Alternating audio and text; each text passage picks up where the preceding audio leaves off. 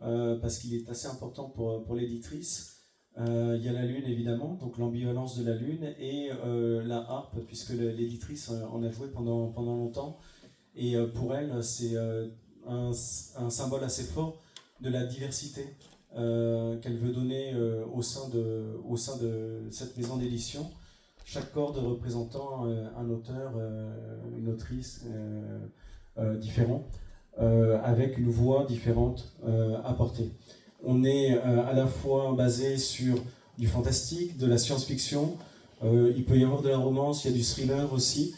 C'est une maison d'édition qui ne s'interdit rien, dans le sens où, ayant peu de moyens, on fait aussi de l'impression à la demande pour éviter le pilon dont on parlait. Hein. C'est aussi un point fort que l'éditrice veut porter. Ça ne sert à rien de faire d'éditer énormément d'exemplaires pour après derrière les voir partir au pilon. C'est du gaspillage. Donc on est sur de l'impression à la demande. Donc évidemment la visibilité est peut-être un peu moins grande pour les auteurs et les autrices. Mais au final, l'impression à la demande nous permet aussi d'adapter les besoins par rapport aux desiderata des auteurs et des autrices. Ceux-ci, dont je fais partie, sont accompagnés par Corde de Lune dans tous les process de la création de leur œuvre. Et c'est assez intéressant aussi à souligner, c'est que là on voit des couvertures de certaines des dernières publications. Notre avis est demandé à chaque fois avant que l'illustration soit produite par les différents illustratrices qui opèrent pour la maison d'édition. Et le résultat est toujours assez bluffant parce que ça permet quand même une appropriation aussi de la part des auteurs, des autrices, des auteurices sur l'œuvre qu'ils vont après derrière vendre et porter auprès des libraires. En effet, on nous est demandé du coup de participer à l'effort de guerre, de participer à des salons comme on le fait aujourd'hui avec grand plaisir, mais également d'aller prospecter aussi auprès de libraires puisque nous n'avons pas d'intermédiaire aussi pour pouvoir le faire. Donc le travail est compliqué, vous le connaissez aussi bien que moi. Par contre, quand on a participé vraiment à chaque étape, à la mise en page, à la pagination, on opère aussi sur, lorsqu'une œuvre est publiée, elle est publiée en relié et en brochet. Donc on permet aussi à des bourses un peu plus petites de pouvoir acheter peut-être un peu plus de romans, on l'espère au moins. Ça nous permet de mieux vendre aussi nos produits. Alors oui, on n'est pas sur des ventes extravagantes, mais par contre, en 3 ans, on a quand même maintenant le plaisir de voir que cette maison d'édition a déjà publié 50 œuvres différentes pour 80 autoristes regroupées. Alors pourquoi 80 ? Parce qu'il y a beaucoup d'anthologies. On a fonctionné la première année sur énormément d'appels à texte.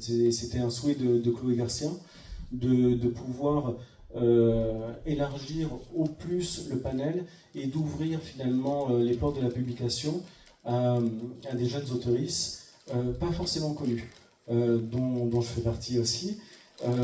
Les œuvres du coup qui sont produites sont peut-être des fois pas forcément parfaites, mais elles ont au moins cette fraîcheur des premières fois, et ça nous permet après derrière, et ça permet à Chloé aussi, de pouvoir pousser un peu plus auprès de certaines plumes qui pourraient être, on va dire, plus intéressantes, présenter d'autres projets par la suite.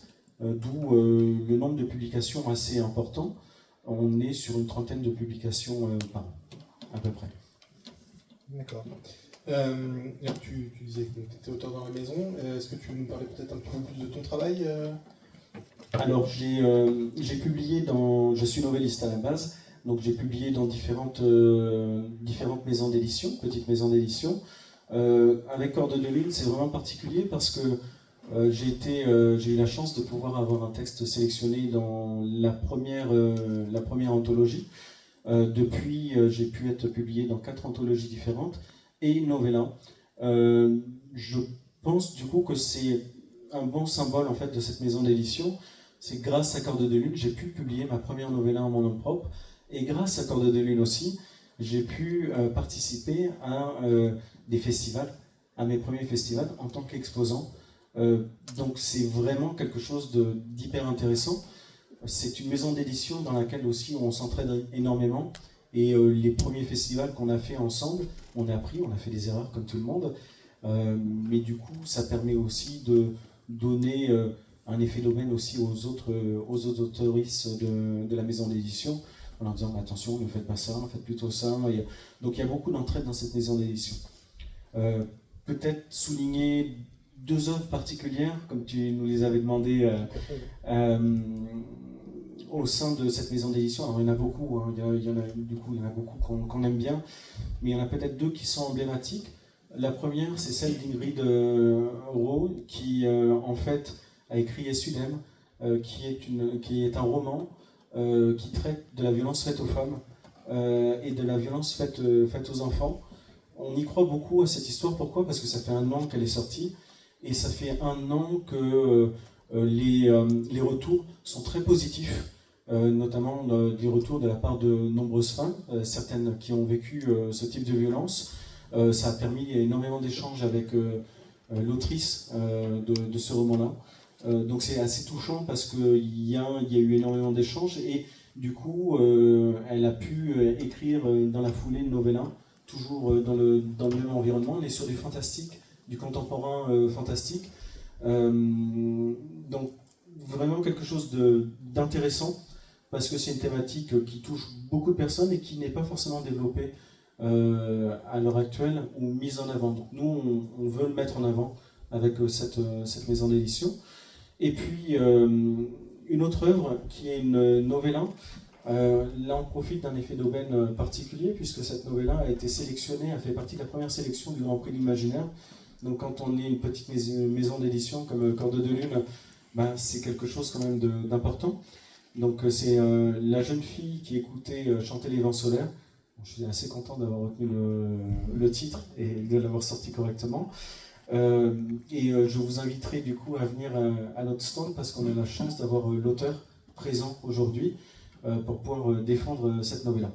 Malheureusement, l'histoire aurait été encore plus belle. On a appris la semaine dernière qu'elle n'était pas sélectionnée pour la suite. Mais au moins, pour moi, c'est aussi l'occasion de remercier tout l'environnement de l'imaginaire qui gravite justement autour des auteurs et des autrices et des petites maisons d'édition comme on est, et qui permettent de mettre en valeur le travail d'auteurs plus ou moins jeunes, parce que effectivement, même s'il n'y a pas forcément de prix à la clé, il y a une mise en lumière qui est vraiment nécessaire pour nous. Et ça prouve aussi une chose, c'est que derrière les grandes locomotives de la science-fiction et de l'imaginaire, qu'on aime les, de toute façon, il y a quand même un terreau qui est très fertile, vous l'avez dit vous-même, et c'est chouette de pouvoir justement profiter de toutes ces maisons d'édition différentes, en fait. Merci beaucoup. Effectivement, je pense qu'on a la chance en France quand même d'avoir un environnement de nombreuses petites maisons d'édition qui font un travail de défrichage et de trouvailles assez conséquent. Je voulais juste revenir 2 secondes sur Explora. Est-ce qu'il y avait